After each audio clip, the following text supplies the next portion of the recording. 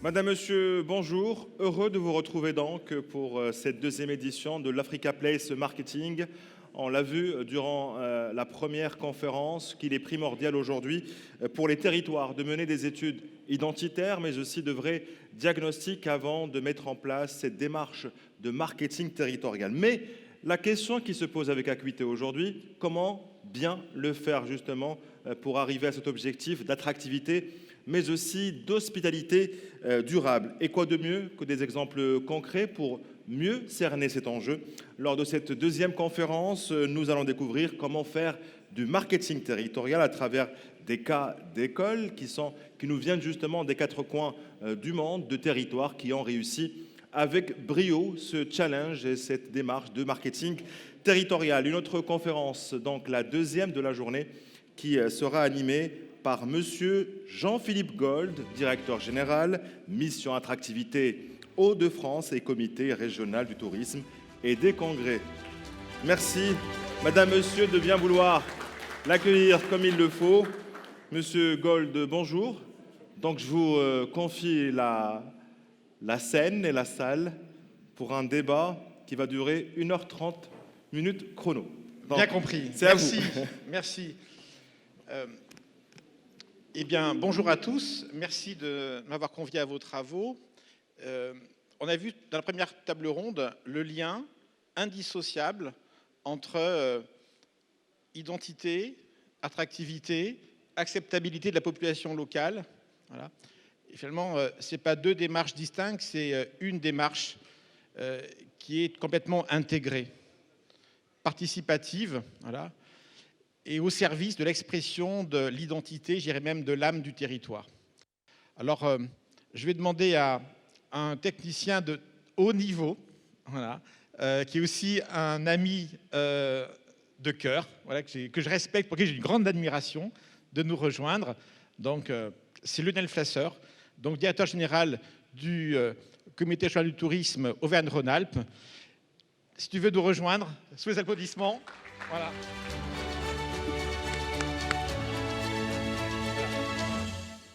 Ensuite, on va donc inviter à nous rejoindre l'ensemble des conférenciers et puis après, je lancerai la conférence, les interventions de chacun. Ensuite, je propose que l'on puisse accueillir Monsieur le Président du Comité régional du tourisme de Casablanca, qui nous accueille dans son territoire aujourd'hui. Si vous voulez bien nous rejoindre sous les applaudissements.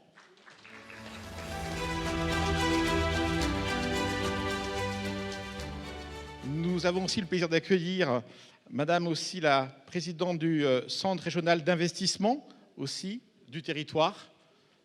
Voilà.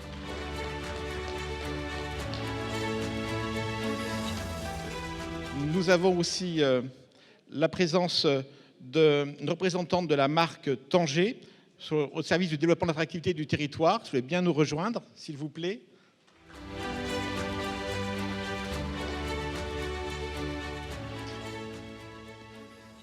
Et puis nous avons aussi une personne qui est en visioconférence, que je salue, qui va nous rejoindre à le moment venu, qui s'appelle Vincent Gaulin, qui est aussi un expert du marketing territorial aussi en France et qu'on retrouvera tout à l'heure.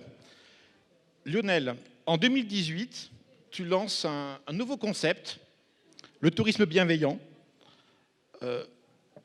Est-ce que tu peux nous présenter d'abord quel est aujourd'hui ce concept, cette approche, cette vision et comment est-ce qu'elle a été déclinée opérationnellement au cours donc, des dernières années et avec quelques exemples concrets pour pouvoir nous inspirer, comme tu nous inspires toujours.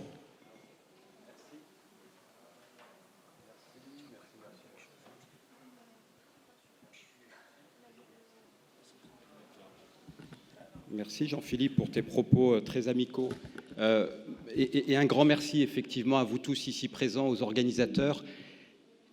J'ai particulièrement apprécié de démarrer cette conférence par l'hymne national marocain. Ça m'a touché personnellement. Pourquoi ça m'a touché? Parce que le thème principal de cette conférence, c'est l'hospitalité. Et je pense qu'une des meilleures manières d'accueillir les gens, c'est de ne pas leur mettre des étiquettes, en l'occurrence l'étiquette du touriste, l'étiquette de l'investisseur, c'est de le considérer comme un être humain et de l'accueillir dans sa communauté. En écoutant votre hymne, l'hymne marocain, quelque part, je me suis senti un peu des vôtres, et donc j'ai pris ça comme un vrai signe d'hospitalité. Donc merci pour ça. Ce que je vous propose, effectivement, c'est en quelques minutes, il m'en reste 6 précisément, de vous donner quelques éléments à la fois stratégiques et à la fois extrêmement opérationnels. Et tout d'abord, de découvrir la vision que nous avons développée pour notre territoire.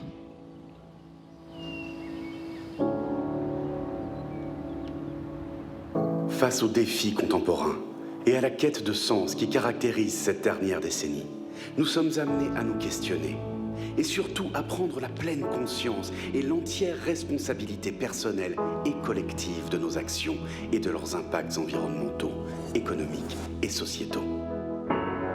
Nous croyons au tourisme bienveillant comme le fil rouge de cette nouvelle voie. Nous entendons un tourisme qui s'adresse à tous, ancré dans chaque territoire, profitable durablement et équitablement pour chacun de ses habitants et de ses acteurs. Nous entendons aussi notre capacité à ralentir, à prendre le temps nécessaire pour recevoir, écouter, partager et se nourrir de nos cultures respectives. Par bienveillance, nous entendons le respect du vivant, du rythme des saisons, des hommes et des femmes. Nous en appelons à toutes les parties prenantes, en particulier aux voyageurs, car nous croyons en la puissance du collectif et en notre capacité à agir, chacun dans nos périmètres d'influence. Nous sommes conscients que cette démarche va nous amener à faire des choix audacieux. Nous sommes prêts à nous engager dans cette voie pionnière qui nous guidera vers un tourisme plus raisonné.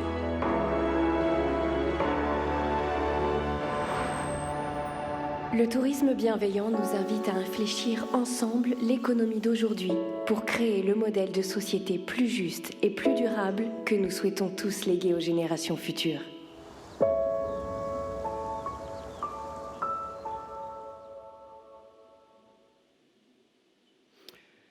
Cette vision a été lancée en 2018 et je pense qu'elle résume un certain nombre de propos qui ont été tenus ce matin par les différents intervenants.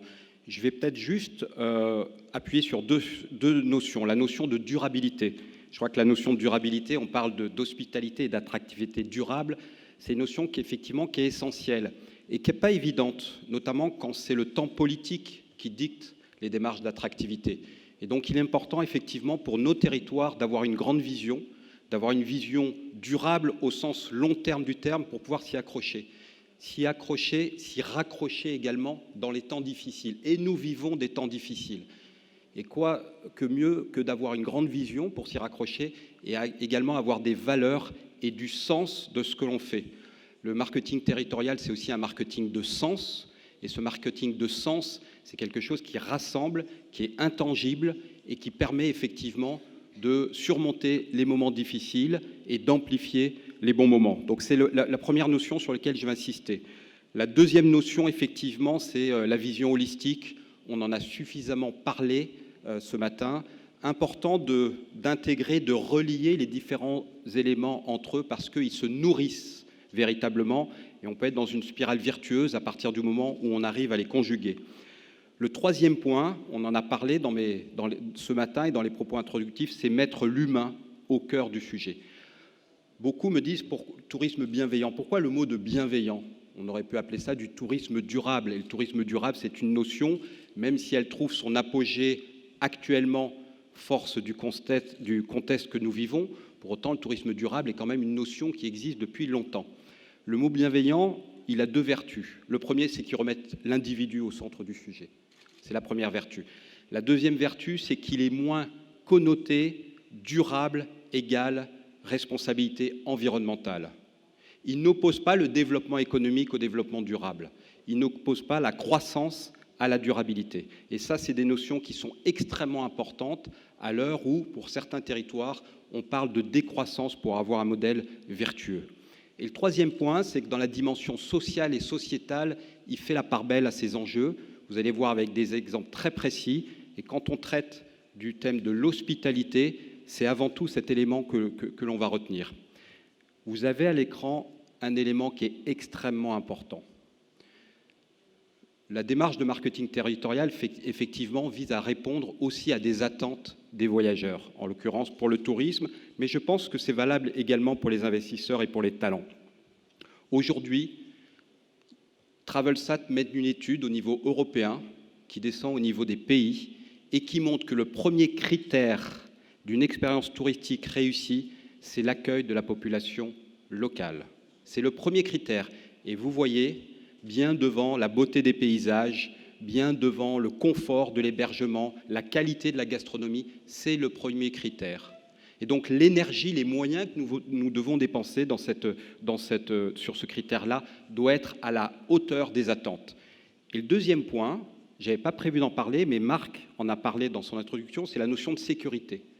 La notion de sécurité pour un territoire dont les démarches de marketing territorial doivent à tout prix être appréhendées. Stabilité géopolitique, sécurité sanitaire qui vient de s'inviter dans les débats, effectivement, capitalisons sur ces deux paramètres pour faire en sorte qu'effectivement on puisse être dans la durabilité. Alors maintenant, je vais vous présenter deux exemples très concrets. Pourquoi ? Parce que place à l'action. Je pense qu'on manipule beaucoup de concepts, c'est extrêmement important. Pour autant, au final, le territoire qui sortira du lot, ce n'est pas celui qui pense, ce n'est pas celui qui dit, c'est celui qui agit. Et c'est la raison pour laquelle je voudrais vous montrer deux exemples très concrets et très rapides. Mon temps est écoulé, mais je pense que Jean-Philippe, c'était un peu du tien, hein, donc je vais continuer quand même, je vais prendre les 4-5 minutes. Premier sujet, qui pour moi est l'illustration de notre vision du tourisme bienveillant, c'est une web app que nous avons lancée en octobre, donc c'est très très récent, qui s'appelle Partir ici, qui s'adresse aux habitants de la région Auvergne-Rhône-Alpes. Donc le tourisme de proximité, l'enjeu est triple. Le premier enjeu, c'est qu'on en a parlé beaucoup ce matin, l'intégration des habitants dans ces démarches de marketing. Le deuxième enjeu, c'est que la réalité des chiffres montre que notre premier marché, notamment dans notre région, ce sont les habitants de la région eux-mêmes. Et le troisième enjeu, c'est qu'à l'heure où on se pose beaucoup de questions sur créer ou pas un réseau d'ambassadeurs, le meilleur réseau des ambassadeurs, c'est lorsque les habitants pratiquent, visitent, apprécient le territoire dans lequel on vit. Cette web app, ce qui est important, ce n'est pas de vous la décrire dans le détail, c'est simplement vous montrer qu'il y a véritablement au travers de cette web app, donc vous pourrez la voir, hein, www.partirici.com, cette web app, c'est à la fois des offres du tourisme bienveillant qui remontent avec des critères d'appréciation qui ont été travaillés avec l'association du tourisme équitable et solidaire pour faire en sorte que toutes les offres qui sont présentées soient des offres qui rentrent dans le cadre de notre vision. Et avec le mot également, la particularité, c'est que les habitants, les offices du tourisme, les professionnels, le pouvoir politique, tout cet écosystème, toutes ces parties prenantes est intégré, non pas dans une gouvernance, mais dans un outil qui est celui-ci. Donc l'écosystème est vraiment en action. Je vous ai mis en bas de ce slide l'importance des réseaux sociaux. Il se trouve qu'effectivement, pour lancer cette web app, on s'appuie sur les réseaux sociaux. On a la chance en France d'être la région la plus performante sur ce thème-là. J'entendais parler tout à l'heure d'e-réputation, j'entendais parler de démocratie participative pour impliquer les habitants dans les démarches de marketing d'attractivité. N'oubliez jamais que les réseaux sociaux aujourd'hui, si vous avez un grand nombre de fans, est le reflet, et quelque part c'est de la démocratie participative. Donc vous pouvez effectivement lancer un certain nombre de démarches, mais vous pouvez aussi tout simplement écouter ce qui se dit sur votre territoire au plus profond du web. Et ça, c'est extrêmement important, et je pense que dans les métiers de community management, il y a un abus de langage. On dit que celui qui gère ça, ça s'appelle un modérateur. Et derrière le mot modérateur, pour moi, il y a, ok, ce qui ne me plaît pas, je l'enlève, ou je le tempère, je réponds aux questions négatives. Il n'y a pas cette notion d'écoute. Donc pour tous ceux qui veulent mettre véritablement aussi dans leur démarche de la participation vis-à-vis des habitants, vous pouvez aussi, voilà, n'opposons pas les sujets, tout simplement écouter ce qui se dit via les réseaux sociaux sur votre territoire. Vous allez voir, c'est une mine d'informations. Et le dernier point, la dernière illustration, on a parlé d'hospitalité, on parle de responsabilité. Nous avons une responsabilité en tant que filière, notamment dans le tourisme, en tant que territoire. Nous avons une responsabilité à ce que la richesse que nous créons soit profitable à tous. En France, dans le tourisme, le taux de départ en vacances de l'été dernier était de 60%, 64%. Qu'est-ce que ça veut dire? Ça veut dire que potentiellement 36% des Français ne partent pas en vacances. Est-ce que c'est faire de la responsabilité, de la conscience, du tourisme bienveillant que d'accepter que le droit aux vacances, que le droit au loisir ne profite pas à tous? Nous pensons que non. C'est la raison pour laquelle en France, nous avons lancé Essentiem, qui est un fonds de dotation, qui est une fondation pour un tourisme bienveillant, avec des grands acteurs du tourisme que vous voyez ici. Et un des combats principaux d'Essentiem, c'est justement de développer le tourisme inclusif, le tourisme qui profite à tous, quelle que soit la population, quel que soit potentiellement pouvant présenter des handicaps, pouvant présenter une inadéquation économique à l'utilisation des vacances, des loisirs. Donc ce fonds de dotation a cette vertu et pour nous, c'est une autre pierre angulaire du tourisme bienveillant. Merci à vous. Merci Lionel. Lionel, un homme qui agit, voilà, mais qui pense aussi, voilà, et qui partage, voilà. Et on voit que dans la notion de bienveillance, il y a aussi la notion en même temps de partage et de déploiement. Et c'est ce que je voudrais aussi souligner, de générosité dans cette bienveillance aussi. C'est la phase maintenant d'expansion. Voilà, merci. Monsieur Othman Cherif Alami, vous avez été élu en juillet 2020 président du Conseil régional du tourisme de la région de Casablanca, CETA. Pouvez-vous nous dire comment votre action, comment votre communication accompagne le développement touristique de votre territoire? Sous vos applaudissements. Voilà. Merci. Merci à Oui Casablanca, ou merci à la SDL Casablanca Events et Animation d'avoir organisé cette deuxième édition des Africa Place Marketing. Et à l'invitation de Africa Place Marketing, je pensais trouver beaucoup plus d'Africains que de Français, mais bon, les Français sont toujours les bienvenus, même si aujourd'hui, à cause de situations politiques, la liberté de déplacement pour communiquer, elle n'est pas facile avec le blocage des visas. Et ça, c'est vraiment malheureux dans le marketing d'être pris au piège du marketing politique. Et vous voilà à la veille d'une élection d'un très grand partenaire du Royaume du Maroc, la France, qui, malheureusement, pour des considérations qui incombent aussi à la responsabilité de Rabat, bloque les échanges touristiques, les échanges d'affaires, les échanges de famille, de partage et de communication. La communication dans notre territoire, elle est d'abord, comment dirais-je, félicitée par le mot Casablanca.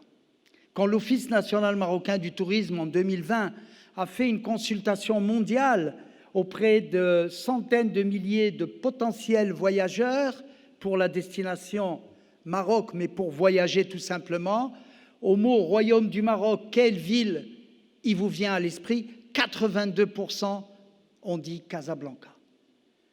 Moins de 12% Marrakech, pourtant la capitale touristique bien aimée de notre pays, et révélateur, 5 à 7% parlaient de Chaouen, la petite ville adossée à la montagne, près de Tétouan, la ville bleue, comme aiment l'appeler et la surnommer les grands touristes chinois qui, quand ils viennent au Maroc, s'ils n'ont pas une journée à Chaouen, eh bien, ils ne viennent pas au Maroc.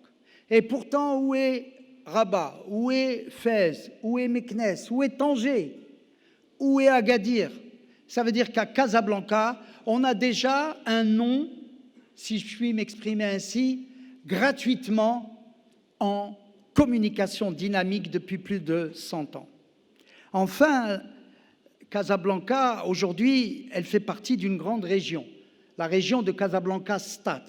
Stade qui est la capitale de la Chaouia, la capitale de l'agrotourisme, si je puis m'exprimer ainsi. Et nous avons plus de 7 millions de citoyens dans cette grande région. D'ailleurs, et nous nous en félicitons, jumelée avec la région Île-de-France. Et ainsi, le Conseil régional du tourisme de Casablanca-Stade, qui est un concept finalement made in France, on peut le dire, que nous avons déployé aux premières années de la vision 2010, avec le collège des élus, très important, le collège des autorités, très important aussi, et le collège des professionnels du tourisme, sans oublier un collège de partenaires directement liés ou indirectement liés au développement du tourisme, puisque nous sommes là dans le sujet touristique en ce qui nous concerne. Et donc, aujourd'hui, cette grande région mandate une nouvelle fois le Conseil régional du tourisme pour créer de l'attractivité, mais surtout et avant tout, une vision de développement, un plan de développement régional du tourisme. Et les élections ont eu lieu en septembre de cette année au Maroc. On a partout des nouvelles équipes, des nouveaux élus. Il faut souligner également, pour être totalement transparent, que le parti islamiste, malheureusement, n'a pas eu les objectifs qu'il voulait, malheureusement pour lui, bien sûr. Et donc, nous nous retrouvons après 10 années d'un secteur touristique où le gouvernement en chef ne voulait pas vraiment communiquer, libre aujourd'hui, avec des partis tout à fait ouverts et très conscients de l'importance de l'industrie du tourisme. Alors, nous allons commencer par une campagne qui est en cours actuellement, très modeste, avec l'aide bien sûr de l'Office national marocain du tourisme qui est partenaire, mais également la SDL Casa Events et Animation et surtout le Conseil de la région. Et au Maroc, ce n'est pas très facile de signer toutes ces conventions en moins de 6 mois et d'obtenir déjà une part des fonds dans les caisses de votre association, puisque le CRT est une association. Et donc, on s'est mis au travail dès qu'on a eu les fonds, donc à partir de juin 2021, vous voyez qu'on a été élu en juillet 2020, le démarrage est très poussif, il est assez lent, mais gouvernance oblige. Et malheureusement, souvent, on est impacté par une gouvernance lente, inappropriée ou qui n'est pas efficace. La campagne que nous avons commencée, on n'y attend pas un retour exceptionnel de visiteurs. Nous sommes encore en pleine pandémie Covid-19 et nous sommes conscients que le grand combat du gouvernement et au plus haut niveau de Sa Majesté le Roi, que Dieu l'assiste, c'est bien la pandémie. C'est ça, aujourd'hui, notre guerre, c'est la guerre du Covid-19, mais en même temps, nous sommes très impatients d'attendre une communication attractive et transparente et réelle de notre ministère des Affaires étrangères ou du tourisme ou du commerce ou des finances ou même de l'Intérieur, parce qu'au Maroc, la Covid-19, elle est bien maîtrisée, mais la communication ne passe pas, ne serait-ce qu'en Europe. En Europe, plus on confine, plus on met des barrières, plus on met des contrôles sanitaires, et plus ils pensent qu'on a une épidémie incroyable, effroyable. Et ça nous porte préjudice, puisque toute communication qu'on pourrait faire, à part celle-là, dans la transparence technique, directe sur le grand citoyen, aujourd'hui, je pense que la saison hiver est loupée pour toutes les régions du Maroc. Nous avons une grande compagnie aérienne qui a annulé tous ses vols jusqu'au 15 février. Donc, ça veut dire que d'aujourd'hui au 15 février, il faut refermer nos établissements, remettre nos autocars dans les garages et attendre, avec la bénédiction des dieux, une manne financière pour aider le cash flow des entreprises. En cette période si difficile, alors on a communiqué avec humilité, on a communiqué avec modestie, mais avec un zeste d'amour. Et au nom des Casablancais, au nom des professionnels, nous avons dit Casablanca with love, ou bien Mohammedia with love, ou bien en darija ou arabe marocain, Casablanca Darbeda Katbrikum, Ben Slimane Katbrikum. Et cette région qui est très très riche au niveau naturel, espace naturel, avec 300 km de côte sur l'Atlantique, de Walidia jusqu'à Bouznika, avec plus de 22 000 lits classés 3, 4, 5 étoiles, un aéroport international, une destination numéro 1 des Marocains, numéro 1 du tourisme d'affaires. Au niveau visiteurs internationaux, nous sommes les 3e, nous donne la possibilité d'avoir une attractivité grâce à un plan de développement régional du tourisme, avec au cœur le fameux Palais des Congrès que nous attendons depuis plus de 20 ans et que j'espère des solutions pourront être radicalement trouvées, parce que sans Palais des Congrès, Casablanca ne pourra pas rayonner dans toute l'Afrique et tout le pourtour méditerranéen en recevant des congrès de 5000 voire plus participants. Enfin, je voudrais ajouter que on imagine, on a étudié que l'attractivité des touristes étrangers et résidents marocains pourrait réaliser plus de 10 milliards de dirhams en chiffre d'affaires chaque année, avec ce qu'il y avait en 2019. Bien sûr, les résultats 2020 et 2021 ne sont pas à prendre en considération, même si en 2021, on peut voir qu'une certaine reprise, même timide, et surtout grâce au tourisme national, a donné des petits résultats ici et là. Pour nous, la compétitivité de notre territoire, d'abord, elle va se gagner autour du tourisme d'affaires. Et capitale, c'est toujours la capitale économique et financière du Royaume du Maroc. Casa Finance City, c'est un programme exceptionnel. Toutes les infrastructures qui ont été réalisées à Casablanca pendant 10 ans, où effectivement nous n'avons pas communiqué dans l'industrie du tourisme, puisque nous étions en très grands travaux d'embellissement et surtout de moyens pour améliorer la mobilité, même si pendant ce temps-là, on a acheté 3 fois plus de voitures que la ville pouvait en résorber, et il y a toujours des problèmes de mobilité. Mais le tourisme d'affaires, les congrès, les team building, les incentives, c'est pour nous le cœur de la segmentation à communiquer le plus rapidement possible et en montant en vitesse de croisière dès que le Palais des Congrès serait annoncé. Comme vous le savez, un congrès, c'est 2, 3, voire 5 ans à l'avance.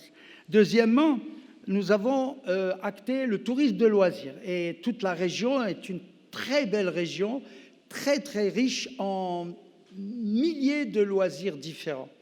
On a parlé de la nature, on a 4 barrages, on a 4 lacs, on a des forêts, on a un fleuve immense, l'Oumrabi', on a l'Atlantique avec le balnéaire. Alors à ce moment-là, avec les villes, avec les anciennes médinas, avec l'authenticité, avec l'enthousiasme des citoyens de la région, 7 millions d'habitants, de recevoir le visiteur. Et ça, c'est l'authenticité que nous avons dans l'hospitalité ADN du Maroc, heureusement. Et enfin, le dernier point qui est très intéressant, c'est que les expériences nouvelles sont très attendues et les citoyens marocains ont déjà commencé à les consommer au Maroc et ailleurs, mais c'est le tourisme rural. Et notre région recèle d'énormes potentialités pour des très petites entreprises et pour stabiliser les emplois et pour donner une attractivité très proche de l'attente du citoyen marocain. Trouver un petit restaurant où le tagine est presque aussi bon que chez sa grand-mère, ça c'est gagnant-gagnant. Voilà. Un dernier point, c'est l'expérience de la ville de Dakhla, au Sahara marocain, qui aujourd'hui, par son attractivité, pour des raisons effectivement de marketing politique, a réussi à créer une véritable station, avec le port qui a été décidé aussi grand que celui de Tangemed et qui commence les constructions début de l'année prochaine, on a une nouvelle région, une nouvelle ville qui va se présenter au niveau mondial comme cœur de réunions, de congrès, de séminaires et surtout de team building avec le fameux sport, le kitesurf, qui est très très demandé par les Américains, les Européens et les Marocains. Je vous remercie. Merci, Monsieur le Président. Merci. Alors, une stratégie touristique, c'est aussi avoir des produits et des infrastructures performantes. Et pour ça, il faut une stratégie d'investissement. Donc, Madame Zahra Moratari, pouvez-vous, s'il vous plaît, nous dire quelle est la stratégie d'investissement que vous pilotez pour la région au sein du Centre régional d'investissement dont vous êtes responsable de la division veille et planification stratégique. C'est à vous. Sous vos applaudissements pour l'encourager. Mesdames et messieurs, bonjour à toutes et à tous. Je tiens tout d'abord à remercier Casa Events et Animation, Casablanca, pour l'invitation et de nous avoir associés à ce panel donc, dédié à la thématique « Tous acteurs de l'attractivité ». Parce qu'effectivement, le Centre régional d'investissement, c'est le principal acteur d'attractivité économique. Pourquoi je dis le principal acteur de l'attractivité économique? Je dois d'abord présenter le Centre régional d'investissement. Donc, les centres régionaux d'investissement, c'est des organismes publics au niveau de chaque région au Maroc. Il y a 12 régions, il y a 12 CRI. Et il est au cœur d'une grande réforme lancée par Sa Majesté. Donc, la réforme qui est entrée en vigueur en décembre 2019.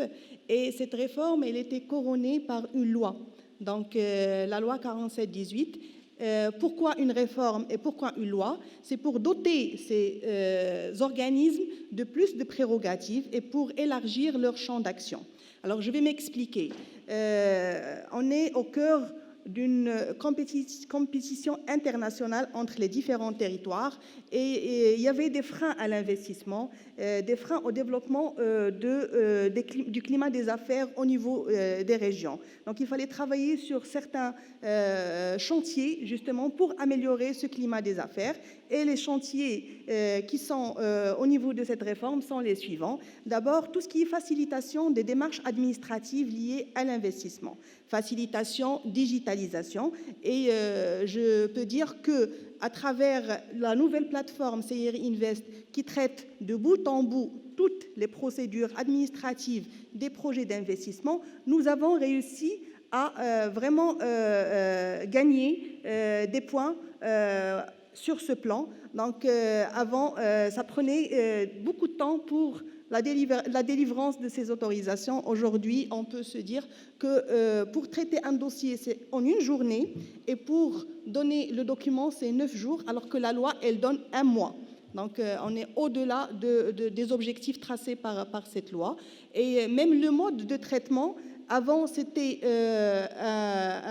une commission qui délibérait, et c'était à l'unanimité. Aujourd'hui, c'est à la majorité. C'est-à-dire le mode de vote, il a changé. C'est la majorité qui donne un petit peu son avis pour la délivrance de ces actes. Et ce qui est intéressant également, c'est que l'investisseur, il est au cœur de cette réforme. C'est qu'aujourd'hui, le demandeur de ces autorisations, il suit son dossier depuis le dépôt jusqu'à la délivrance d'une manière totalement dématérialisée. Et cette dématérialisation, elle nous a servi à ne pas s'arrêter pendant le confinement. C'est-à-dire on a continué notre travail durant toute la période du corona. Aujourd'hui, j'ai dit que la réforme, elle a été déployée en décembre 2019, donc à quelques mois de la crise sanitaire, mais cela ne nous a pas empêché justement de continuer à travailler. Aujourd'hui, un deuxième chantier également de cette réforme, c'est tout ce qui est accompagnement des TPE. Donc là, dans l'ancienne version des CRI, le CRI, il délivrait tout ce qui est documents d'actes de création d'entreprise et notre relation, elle s'arrêtait là. Aujourd'hui, on a la mission d'accompagnement des TPME de bout en bout. Donc, je vais tout à l'heure présenter les programmes et ce qu'on est en train de mettre en place. Il y a également un volet lié ou bien relatif à tout ce qui est attractivité territoriale. Donc, je vais m'expliquer encore une fois, c'est qu'aujourd'hui, le CIRI, il y a 2 business units. Il y a une business unit, tout ce qui est opérationnel, mais également tout ce qui est stratégique. Ça veut dire quoi? Ça veut dire tout ce qui est veille stratégique, tout ce qui est contribution à la planification du territoire, également tout ce qui est développement d'une offre territoriale et bien sûr le marketing de cette offre. Pour ça, donc, il fallait penser en termes de moyens. Une stratégie, ça nécessite des moyens. Et les moyens qui sont alloués au CIRI, c'est des moyens matériaux, mais également des moyens humains. Aujourd'hui, on a fait appel à pratiquement, on est à 45% de ressources humaines qui ont intégré le CIRI issu du privé, justement pour insuffler l'esprit du privé dans la gestion de la chose publique. Je voudrais simplement m'adresser, s'il vous plaît, à la régie, parce qu'on n'a plus le décompte.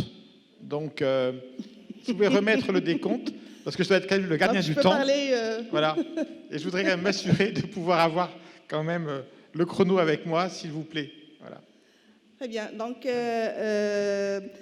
encore une nouveauté de cette réforme, c'est qu'aujourd'hui, on est régi par un conseil d'administration. J'en aurai pour 2 minutes maximum. Hein. Je sais qu'on est lié par le temps.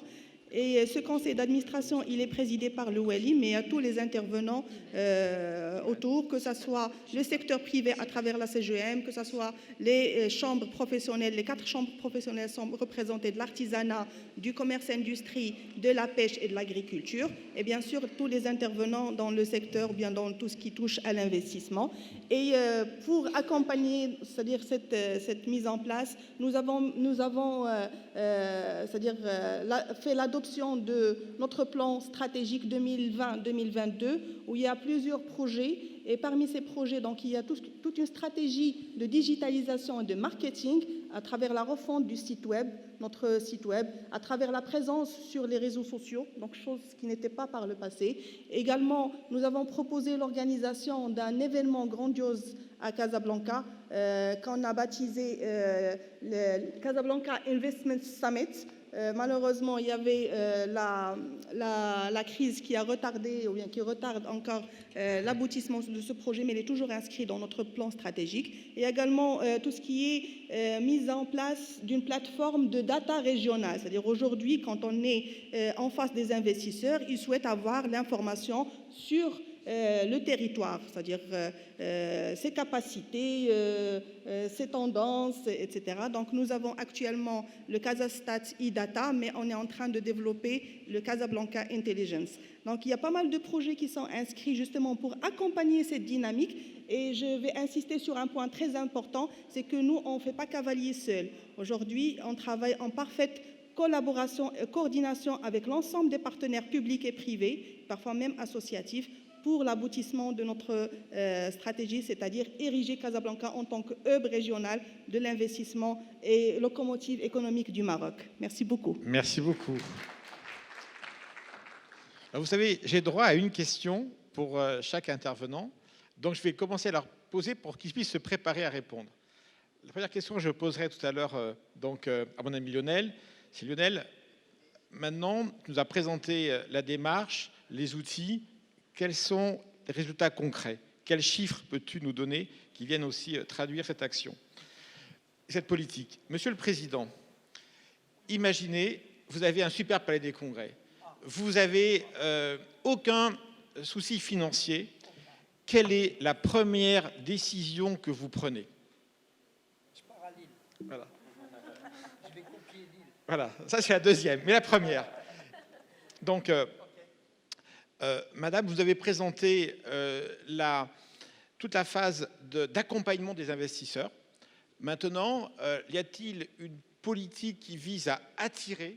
Et si oui, est-ce qu'il y a des cibles particulières d'investisseurs en fonction de la stratégie de développement du territoire, entre notamment des cibles locales, ou régionales, ou nationales, ou des cibles aussi internationales? Est-ce qu'il y a une phase de ciblage et de recherche d'investissement particuliers. Voilà, question que je poserai. Maintenant, nous allons accueillir donc Madame Iman Chifa, qui est directrice du développement pour le Conseil régional du tourisme de Tanger, du secteur de Tanger, et qui va nous parler aussi d'une marque aussi qui est mise en œuvre et certainement d'une stratégie d'attractivité liée à cette marque. Merci beaucoup. S'il vous plaît. Sous vos applaudissements toujours. Voilà. Mesdames et messieurs, chers professionnels, chère audience, très ravie d'être avec vous aujourd'hui. J'ai le plaisir de vous présenter et de partager avec vous l'expérience de la création de la première marque de la région Tanger-Tétouan El Hoceima.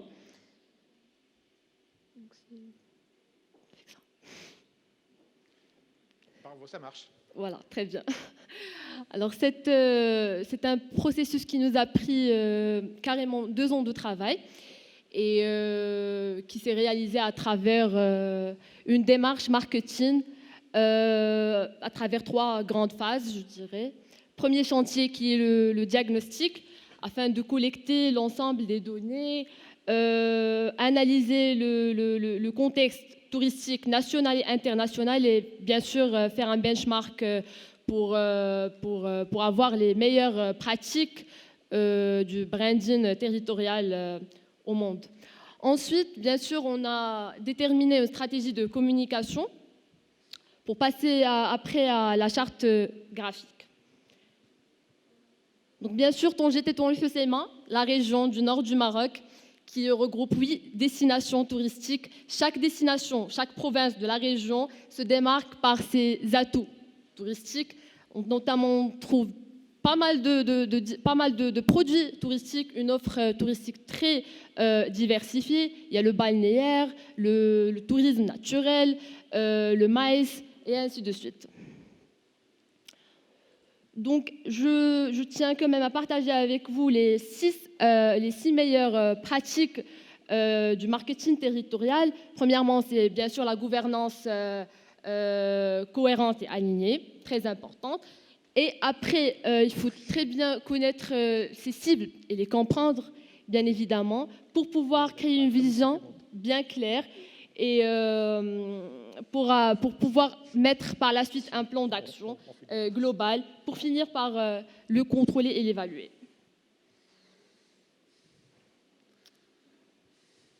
Voilà. Aujourd'hui, la région Tanger-Tétouan El Hoceima est très attractive. C'est vrai qu'elle est très attractive pour les touristes en haute saison. La région souffre énormément de la saisonnalité, c'est-à-dire les professionnels carrément travaillent qu'en saison d'été. Et par cette marque-là, nous souhaitons vraiment faire de la région une région qui pourrait être visitée tout au long de l'année. Encore, il faut pas uniquement créer une marque touristique, il faut faire durer cette marque. Donc à travers la marque, je ne dévoile toujours pas le nom de la marque touristique, il faut inspirer les visiteurs, créer un engagement, c'est-à-dire un lien et une interaction entre les visiteurs et le territoire, être dans l'expérience, c'est-à-dire à travers les multiples expériences locales qu'offre la région, s'appuyer sur des insights, inclure le plus grand nombre à travers les expériences accessibles et qui touchent les voyageurs, que ce soit en groupe ou individuel. Et toujours dans la démarche marketing, on s'est basé sur ce qu'on appelle un outil d'analyse qui est très fameuse, qui est le prisme de Kafferer, qui est un outil qui nous permet justement d'identifier la marque à travers plusieurs éléments. Nous avons l'exemple de Coca-Cola. Et ensuite, on a fait le même exercice pour la marque Tourisme Nord. Donc c'est vrai que la région Tanger-Tétouan El Hoceima, c'est une région qui se démarque à travers ses 2 côtes, son soleil, ses montagnes, sa nature. Ensuite, elle a une relation C'est-à-dire, quand on parle de la région du Nord, c'est une région qui est quand même très généreuse. On trouve l'hospitalité. Il y a la culture qui est marocaine et européenne en même temps, une culture qui est internationale en général. Donc ça nous a permis justement de se positionner. Le Nord est simplement généreux. Le Nord du Maroc, c'est une région qui est généreuse, hospitalière, conviviale et plurielle. Donc voilà, maintenant, je tiens juste à vous demander, est-ce que vous avez une idée sur le nom de la marque de la région Tanger-Tétouan Hoceima? Parfait, exactement. Donc je vous laisse avec une petite vidéo pour vous annoncer la marque. Connu comme la région touristique, Tanger-Tétouan Al Hoceima offre sans doute l'un des produits les plus riches et les plus diversifiés parmi toutes les composantes de la destination Maroc. Spécialement connue pour sa double façade maritime, la région a bien plus à offrir que ses magnifiques plages. Pour rendre visible et mieux promouvoir tous les atouts de ce territoire, une nouvelle marque touristique est née, Chamal. Déjà ancrée dans l'imaginaire des touristes nationaux, évoquant d'emblée le temps des vacances, cette marque sera aussi spontanément attractive pour les internationaux. Chamal est une marque positive, vibrante, conviviale et facilement accessible. Tel un carnet de voyage, son identité visuelle dépeint avec simplicité les composantes de l'expérience qu'elle propose. Bleu profond et apaisant de la Méditerranée, bleu tonique des vagues de l'Atlantique, vert de ses montagnes et forêts préservées, rouge authentique de sa culture et de ses traditions, et jaune pour la chaleur rayonnante de son climat et de son accueil. Telle est la nouvelle marque Chamal, porteuse d'une promesse de découverte et de diversité, ce que résume une signature évocatrice, l'expérience Nord-Maroc. Une expérience riche et intense, toujours renouvelée, que les visiteurs pourront vivre dans toutes les destinations de la région. Tanger, Tétouan, Al Hoceima, Assila, Chefchaouen, Larache, Ouezane et Tamoudabé. Chamal, l'expérience Nord-Maroc. Merci beaucoup. Donc, comme vous l'avez vu, on a suivi une stratégie qui est un peu monolithique, c'est-à-dire qu'on a le Chamal, c'est la marque, mais on a aussi Chamal, qui est Tanger, Chamal, Tétouan, Tamoudabé, et ainsi de suite, toutes les provinces, du moment que chaque province se démarque avec ses atouts à elle. Donc, comme je viens de mentionner, il ne suffit pas de créer la marque, mais de la faire durer. Déjà, on a commencé par un événement de lancement en juillet dernier. Après, on peut dire qu'aujourd'hui, le Conseil régional du tourisme Tanger-Tétouan Hoceima est armé pour faire vivre cette marque-là à travers ses outils, que ce soit en photo, en vidéo, un écosystème qui est digital, qui répond aux besoins des visiteurs de la région. On a également participé à plusieurs événements et foires, tout cela justement pour réaliser l'objectif ultime qui est d'augmenter l'attractivité touristique du territoire. Et j'ai retenu une phrase que Yasmine vient de dire, c'est que justement la marque n'est qu'un prétexte. En fait, l'idée c'est vraiment de faire fédérer tous les acteurs autour d'une identité unique et visuelle et verbale. Donc voilà, c'est l'ensemble des outils et diapositifs qui sont aujourd'hui mis à disposition de tous les acteurs locaux, nationaux et même internationaux à travers notre marque. Donc voilà quelques photos. Ah, excusez-moi. Et voilà, Chamal, marhaba bikoum fi Chamal, bienvenue à Chamal. Et aujourd'hui, l'ensemble des acteurs touristiques sont prêts pour mettre en œuvre l'ensemble des initiatives pour en fait assurer une bonne reprise du secteur, Inch'Allah. Et merci beaucoup de votre attention. Merci. Alors je vous livre la question, ça vous allez avoir le temps de la préparer. On a vu que c'est une marque collective. Et donc, sur quelle proposition forte, vous pouvez fédérer des territoires. On a vu qu'il y a une déclinaison graphique, mais qui ont aussi en même temps leur propre identité, leur propre culture. Et donc, comment, dans l'expression de cette marque, vous allez pouvoir avoir une proposition qui va en même temps fédérer, tout en respectant, en valorisant différentes identités locales. Donc, c'est là où c'est intéressant d'avoir aussi votre point de vue par rapport à au futur de cette marque et son expression. Voilà. À la fois collective et reconnaissance individuelle, comment vous allez aborder les choses. Ça vous convient? Bon. Alors, Lionel, tu penses, tu agis, tu partages, mais aussi tu concrétises.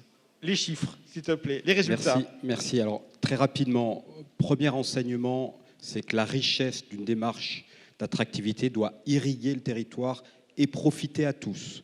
Donc, c'est la raison pour laquelle, nous avons lancé des indicateurs sur le tourisme bienveillant, et tous les 2 ans, nous avons un baromètre pour savoir si les habitants sont des ambassadeurs ou des détracteurs du développement touristique et pour quelles raisons. Première chose.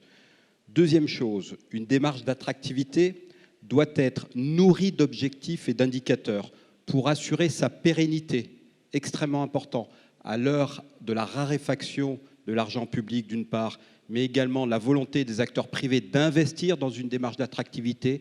Il faut être en capacité de fixer des objectifs très concrets et de communiquer des résultats par rapport à ces objectifs.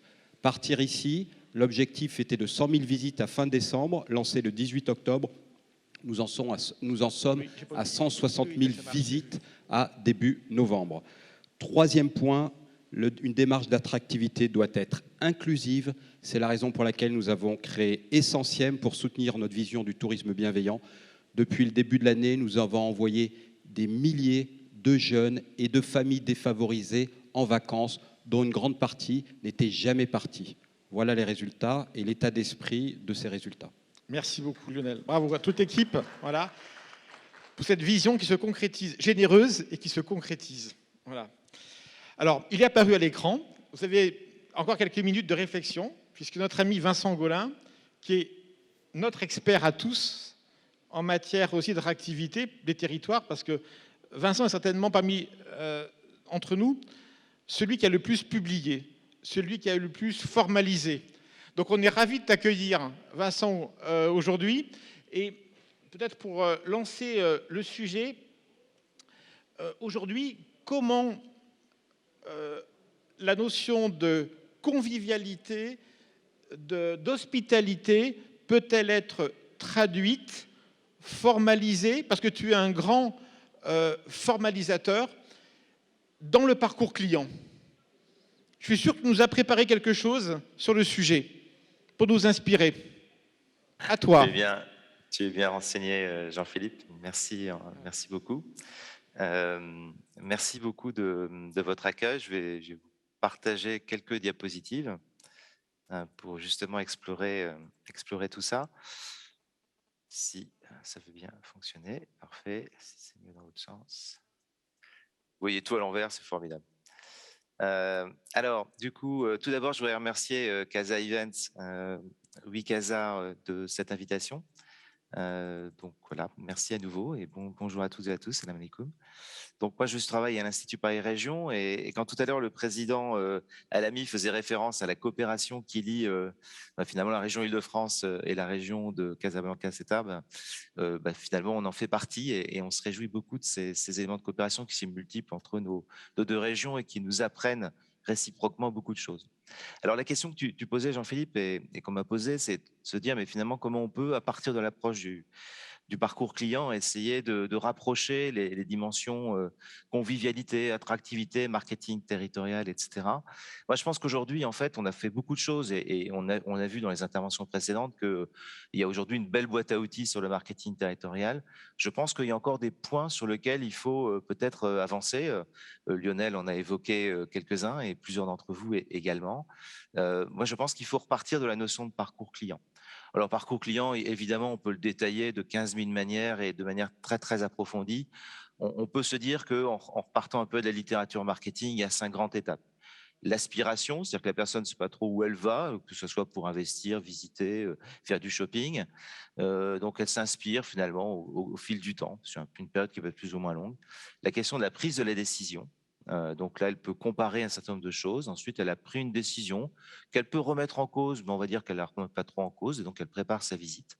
Elle vient sur place, et puis après, si c'est un touriste, un post-séjour, si c'est une entreprise qui a investi, pour faire référence à ce que disait le CRI, bah, ça peut être du post-investissement, c'est-à-dire du réinvestissement dans la région en tant que telle. Et ce parcours client, en fait, c'est le but du jeu de tous les acteurs du marketing, que ce soit en économique, culturel, touristique, etc., c'est de faire passer en fait nos clientèles, nos visiteurs, nos investisseurs d'une étape à l'autre de la manière la plus fluide, de façon à entre guillemets, les amener sur notre territoire. Pour moi, le point le plus compliqué aujourd'hui, c'est la différence qu'il peut y avoir entre, on va dire, la vente de la région, que ce soit la partie branding ou même marketing orienté sur des segments de marché, et puis l'expérience concrète des choses. Alors évidemment, on n'est pas tout à fait sans faire des tas de choses. Ce graphique-là, vous le retrouverez sur Internet, c'est appliqué au tourisme et c'était fait avec le Welcome City Lab, que je suppose vous connaissez, qui est un incubateur d'entreprise justement du tourisme, et ça montre la relation entre l'offre et la demande. Et on voit bien que d'une certaine manière, tout est lié et qu'il faut absolument lier de plus en plus l'expérience vécue avec l'expérience qu'on va vendre ou, je dirais, la valeur perçue.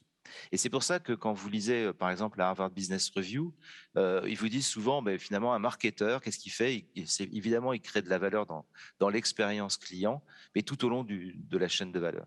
C'est-à-dire du moment où on commence à dialoguer quelquefois de manière sans vraiment connaître sa cible et commencer à émettre des messages, au moment où il va dialoguer avec lui et au moment où la personne va, si on est dans une entreprise, peut-être rentrer dans un magasin, venir sur un territoire, etc.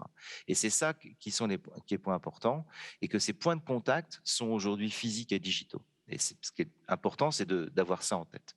Alors le problème, c'est qu'il y a de belles images sur les différents territoires et on en a vu encore tout à l'heure. La réalité, quelquefois, elle peut être un petit peu différente. Excusez-moi, un petit problème de rapidité de mon ordinateur. On va y arriver. Voilà. L'expérience vécue, ça c'est les photos vraies, donc pris dans des grandes destinations touristiques ou économiques un peu partout et pas que spécialement en Île-de-France. Bon, bah voilà, on promet des tas de choses, on s'enorgueillit de tas de concepts, et puis dans la réalité, l'expérience, elle peut être très très dégradée. Très dégradée parce que quelquefois, les choses sont polluées, quelquefois parce que le matériel public n'est pas à la hauteur, quelquefois parce que tout simplement, on ne comprend rien quand on s'oriente dans les territoires, etc.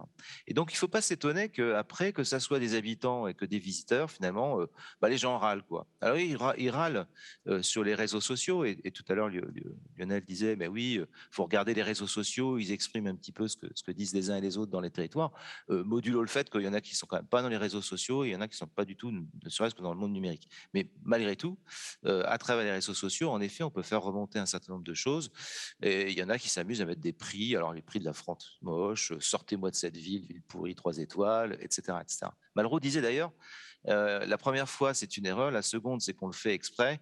Ce qu'ont repris un peu les Américains qui travaillent sur le placemaking, sur finalement, on est capable quelquefois de dégrader l'expérience.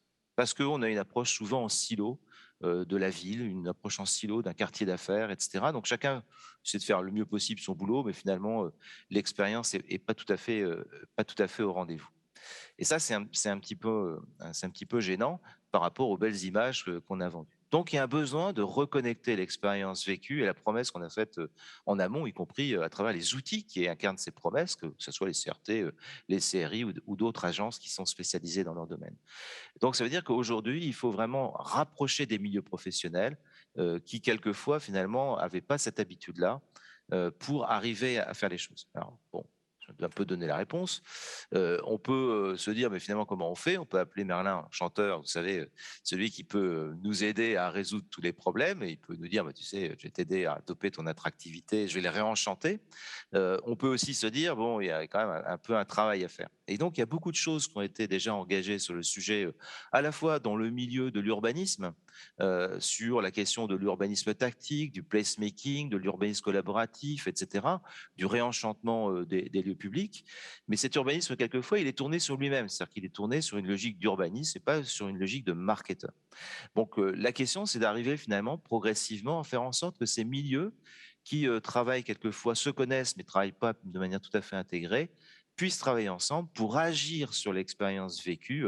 Je qualifierais les termes de clientèle, de public des territoires, avec des actions directes et des actions indirectes. Les actions directes, finalement, vous en avez beaucoup parlé, puisque on voit bien que ce soit en CRT, CRI, etc., on essaye de travailler sur l'ensemble de la chaîne de valeur, l'ensemble du parcours client, à essayer et réussir souvent d'ailleurs à finalement faire en sorte qu'on vous connaisse, qu'on ait envie de vous, et puis évidemment qu'on vienne sur le territoire. Mais un acteur du tourisme ou une agence de développement économique, elle est rarement en charge en fait de moduler, d'agir sur l'offre. Elle agit sur une offre de service, mais elle n'agit pas, et même sur l'offre de service de manière partielle, elle n'agit pas vraiment sur le territoire et la viscosité du territoire. Donc il faut arriver, entre guillemets, à faire travailler ensemble des gens qui sont plutôt dans la logique tournée vers l'extérieur, tournée vers l'autre, une relation empathique, on va dire, des marketeurs, ou bienveillante, pour reprendre une expression qu'on a vue tout à l'heure, et ces cibles qui peuvent être des cibles locales et des cibles extérieures. Et se dire, mais finalement, comment je fais? Et comment je fais, non pas tout seul entre marketeurs, mais comment je fais pour arriver à travailler avec des tiers, à finalement améliorer l'expérience vécue? Et pour ce fait, c'est vrai que dans le design, par exemple, mais aussi dans l'urbanisme un petit peu aujourd'hui, et beaucoup dans le marketing, il y a des techniques qui sont des caractères en anglais, des personas en français. Donc on va en fait mimer ces cibles, qu'elles soient locales ou extérieures, et on va à travers ça se dire mais comment on répond finalement à l'expérience vécue du visiteur. Et ça, le travail sur les personas est un élément important et qu'on utilise de plus en plus. Alors, il y a des termes quelquefois de sociotope plutôt pour celles et ceux qui sont dans l'aménagement, mais qu'importe, c'est toujours les mêmes principes, c'est d'essayer de comprendre ces clientèles qu'on a déjà caractérisées avec des études, et on l'a vu tout à l'heure, et essayer de se dire, mais finalement, comment on peut améliorer tout au long du parcours client l'expérience du visiteur, sans se faire souvent en agence ou dans les collectivités. En tout cas, on a une base méthodologique pour le faire, mais il faut arriver à maintenant poser ça sur l'expérience vécue du territoire. Et Jean-Philippe connaît bien avec la société, tout ce qui a trait à l'expérience, c'est pas si simple que ça. Alors du coup, il va falloir travailler avec les acteurs locaux. Et je pense que l'expérience vécue, là on est chez vous, l'expérience vécue, en fait, elle se travaille. Et c'est pas un objet de marketeurs territoriaux, objectivement, mais c'est un objet dans lequel les marketeurs territoriaux sont souvent aujourd'hui mis en bout de chaîne. C'est-à-dire qu'on a rénové un centre-ville, on a fait une zone d'activité, puis après on va chercher les gens du service d'Aveco, les gens du tourisme, les gens qui vous voulez, en disant bon maintenant j'ai fait ça, vas-y tu le mets en marché. Bon. Je caricature un peu, mais on n'en est quand même pas loin. Donc du coup, la question aujourd'hui, c'est de se dire comment on arrive à travailler tous ensemble en mettant les compétences de celles et ceux qui connaissent l'approche client, ou l'approche empathique, ou l'approche des cibles, avec celles et ceux qui fabriquent la ville, de façon à construire, faire évoluer, que ça soit une ville, là on voit bien plutôt un centre, mais ça peut être une périphérie, pour d'une certaine manière faire en sorte que sa destination soit la mieux vis-à-vis des habitants, des parties prenantes, hein, donc les habitants, mais aussi les commerçants, les salariés qui y viennent, mais aussi les visiteurs, mais aussi les entreprises qui souhaitent s'implanter, etc. Et pour ce faire, il y a énormément de techniques que je ne vais pas trop vous évoquer aujourd'hui.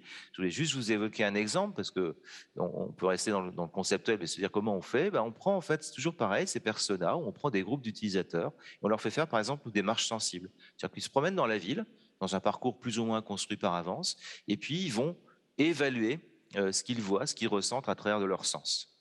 Et cette ressenti, cette approche sensitive est ce qui est le plus proche en fait, de ce que vit l'expérience de quelqu'un, qui peut être évidemment la personne qui est avec nous, ou les personnes avec nous vont mimer à travers la technique du persona des visiteurs particuliers. Et cette approche sensible de la ville, elle permet d'une certaine manière de connecter la connaissance qu'on a sur les clientèles extérieures ou tout simplement sur celles et ceux qui habitent, résident, travaillent dans nos territoires, et puis des techniques qui nous permettent d'améliorer l'expérience vécue avec derrière des tas de choses. Et je terminerai ce second point sur justement comment on agit en disant que à quel niveau on peut apporter l'expertise marketing. Là, vous voyez, on est dans un schéma méthodologique. Hein, Jean-Philippe disait que j'essaie de poser en effet des éléments méthodologiques qui visent à réenchanter un lieu. Alors bon, j'ai testé sur des quartiers d'affaires, sur des zones touristiques, qu'importe. Mais à chaque fois en me disant mais qu'est-ce qu'apporte le marketing, qu'est-ce que ça n'apporte pas. Et donc dans chacune des 6 étapes, je ne vais pas tout vous lire, mais on voit bien que le marketing et la boîte à outils du marketing peut être utilisée pour finalement créer de la convivialité territoriale, que ce soit dans les objets, que ce soit aussi dans les attitudes des personnes qui sont en fait en charge de l'hospitalité, pour rebondir avec l'étude dont nous partageait tout à l'heure les résultats lyonnais. Et en synthèse, ce que je voulais vous dire, finalement, ça va se résumer en une diapo. Transformer l'expérience vécue, en fait, pour moi, c'est un levier majeur d'attractivité. Parce que c'est le point aujourd'hui sur le parcours client sur lequel, je dirais, ça grince un peu dans l'articulation des compétences entre les uns et les autres. Mais ce n'est pas quelque chose qui se décrète. Ce n'est pas parce qu'on a décidé que du jour au lendemain, on allait changer l'expérience vécue des uns et des autres qu'on allait y arriver. Pourquoi? Parce que comme tout objet, il y a des questions de méthodologie, des questions de savoir travailler ensemble, etc. Bref, il faut travailler en profondeur et en associant des compétences qui sortent des compétences classiques aujourd'hui qu'il y a autour des CRT, des CRI et autres acteurs de l'attractivité des territoires pour, d'une certaine manière, à rassembler celles et ceux qui fabriquent, animent, rénovent la ville avec celles et ceux qui pensent à la voix des clients.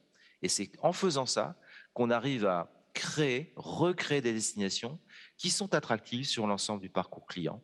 Et je pense que c'est là-dessus qu'un certain nombre de pays ont bien avancé. Tout à l'heure, l'interlocutrice qui évoquait, mais il faut prendre en compte, par exemple, les femmes et l'usage du sport dans la ville, c'est un élément essentiel. En effet, les installations sportives sont créatrices quelquefois d'exclusion des publics. Ben, c'est le même principe, en fait. C'est que finalement, dès lors qu'on comprend les utilisateurs d'un endroit existants et potentiels, on peut arriver à construire les réponses en croisant nos compétences pour améliorer l'expérience. Et ça m'amène à ce titre de cette diapositive, bien en français d'ailleurs, people, people, people, non pas au sens des stars, mais au sens de penser à l'autre, l'empathie. On est bien dans le marketing, on est bien dans le design, on est bien aussi dans ce qui est notre métier. On ne fait pas du marketing d'entreprise pour vendre un produit, on fait du marketing territorial pour finalement améliorer la qualité de vie de celles et ceux qui vivent et celles et ceux qui y viennent.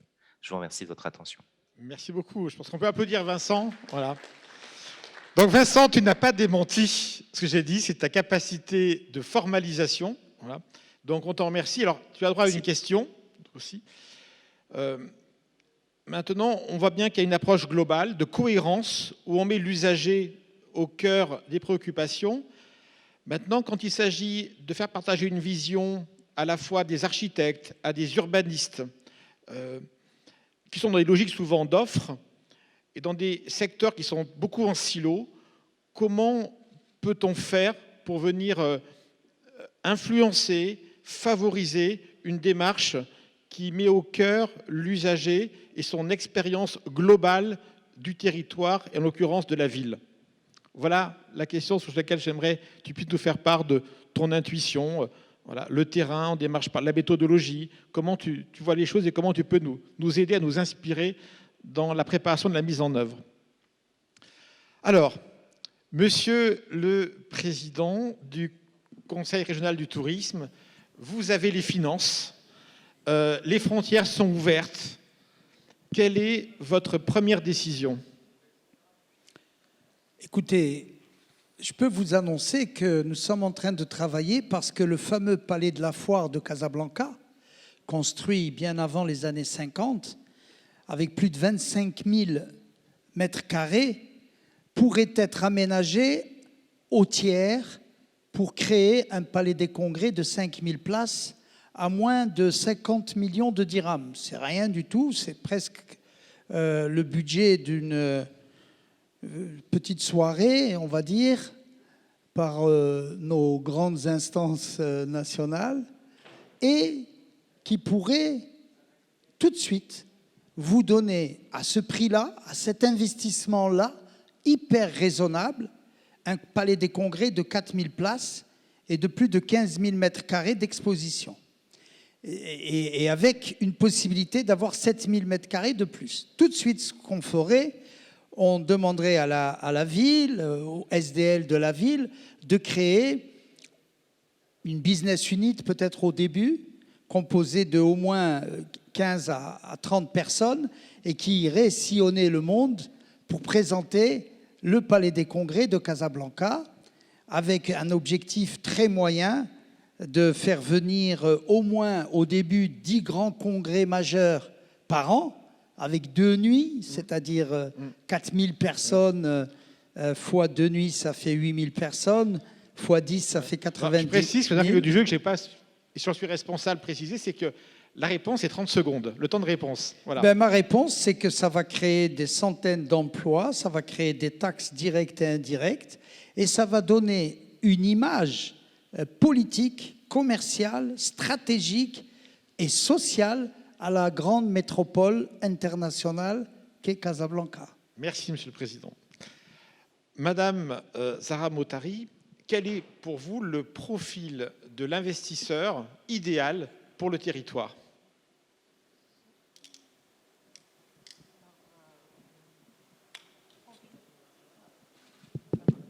Profil Ou typologie. Écoutez, la région de Casablanca-Stade, c'est la locomotive économique du Maroc, c'est un tiers du PIB national, c'est 40% de la mobilité nationale, c'est 87% des échanges commerciaux à l'international, c'est-à-dire c'est un, je dirais, peut-être monsieur le professeur il ne sera pas d'accord, mais tous les investissements, tous les investisseurs sont les bienvenus.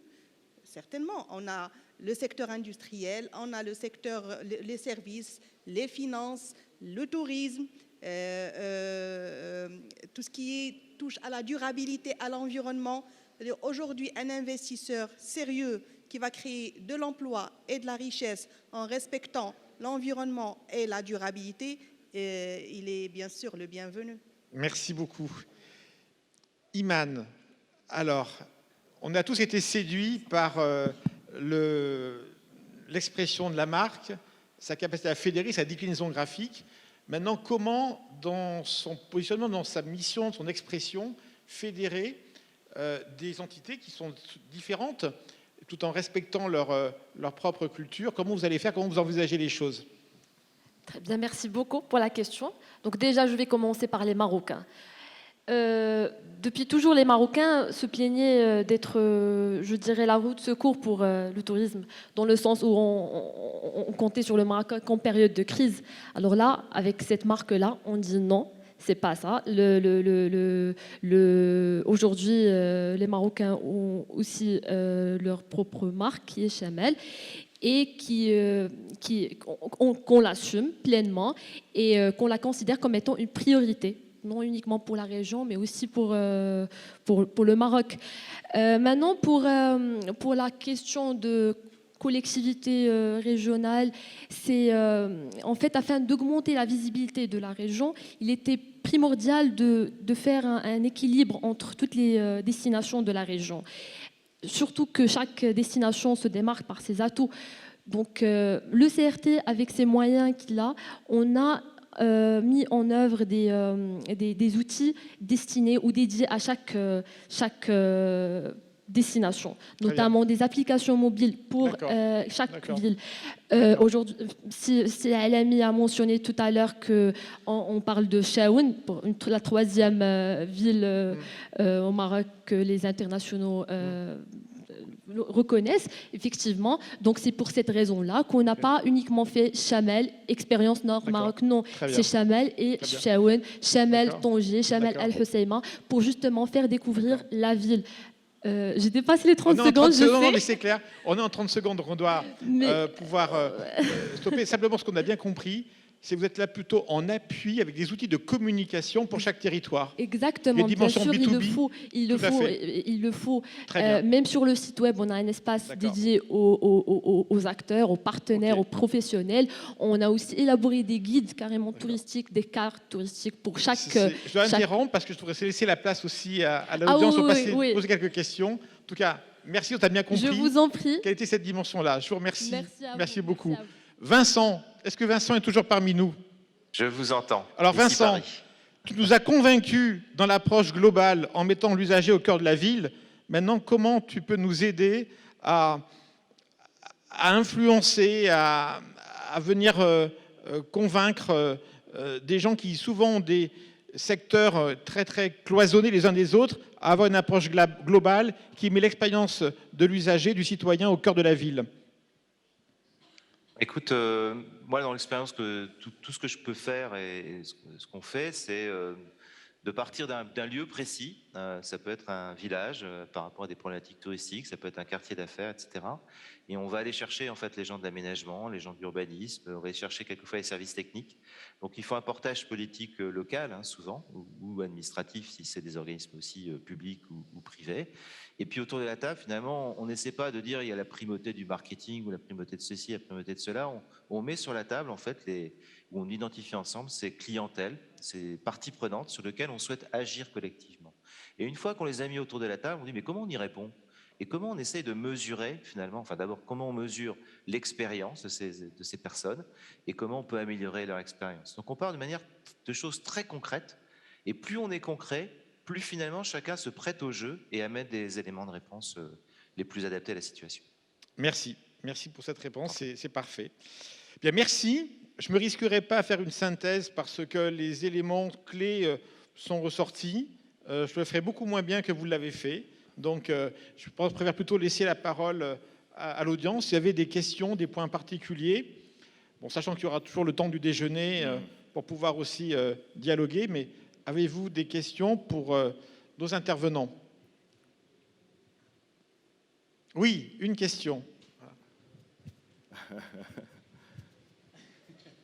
Je reprends. Bonjour, Hicham El-Moumen. Alors, moi, j'aimerais bien féliciter les organisateurs, c'est Casa Events et Animation. Moi qui est originaire de Casablanca, je ne serais que fier. Aujourd'hui, je suis installé à Draat Affiliates avec l'équipe. Je suis le chef service promotion attractivité territoriale au niveau du CRI Draat Affiliates. Je remercie Madame Khoussari pour la présentation, l'émission du CRI. Et ma question serait pour Monsieur Lionel, parce que finalement on a parlé beaucoup d'éléments. Comment pensez-vous qu'un territoire qui est éloigné des grandes métropoles peut profiter des outils, nouveaux outils, tout ce qui est digital, pour promouvoir ses opportunités, ses potentialités au niveau de sa région? Merci. Je vais faire très très court. Partir ici. La réponse c'est partir ici. Allez voir l'application. Honnêtement, les métropoles sont prisonnières de leur territoire d'attractivité administrative. Elles sont payées pour faire venir les gens dans un périmètre administratif. Alors que le périmètre d'attractivité touristique est beaucoup plus large que la métropole. Et un outil comme Partir ici, ça vise justement à faire en sorte de donner envie en priorité aux habitants, mais bien sûr ça va être utilisé par d'autres, à aller découvrir tout ce qui se passe, bien sûr dans la métropole, mais ailleurs. Et cette application, aujourd'hui il y a 2000 offres qui sont remontées, et je peux vous dire que ces offres sont idéalement réparties sur l'ensemble du territoire. Voilà, donc j'essaie d'apporter une réponse très concrète à votre sujet. Aujourd'hui, il y a des outils. C'est un devoir du tourisme bienveillant de voir une meilleure répartition spatio-temporelle. La loi de Pareto, l'histoire des 20-80, dans le tourisme, elle s'applique, mais c'est l'inverse. 80% des gens vont sur 20% du territoire. Donc notre responsabilité, c'est d'inverser ce ratio-là. Notre responsabilité, c'est de faire en sorte qu'il y ait une meilleure répartition dans le temps du tourisme. Sinon, on crée des phénomènes d'over-tourisme sur certains lieux, sur certains points, et on n'a pas une répartition équitable de la richesse créée. J'ai beaucoup insisté là-dessus, j'insisterai encore beaucoup à l'avenir sur cette notion de richesse répartie qui profite à tous. Je pense qu'il est temps d'aller déjeuner, de clôturer cette table ronde en remerciant tous nos intervenants. Merci. Voilà. Je vous remercie toutes et tous Merci pour votre intervention. Je rappelle que vous pouvez poser vos questions sur l'application qui est dédiée. Et bien sûr, les intervenants peuvent les récupérer et vous répondre. Et bien sûr, vous aurez l'occasion de les rencontrer lors du déjeuner. Merci à vous toutes et tous. Ce serait bien de prendre une photo justement pour marquer cette deuxième conférence de cette deuxième édition de l'Africa Place Marketing.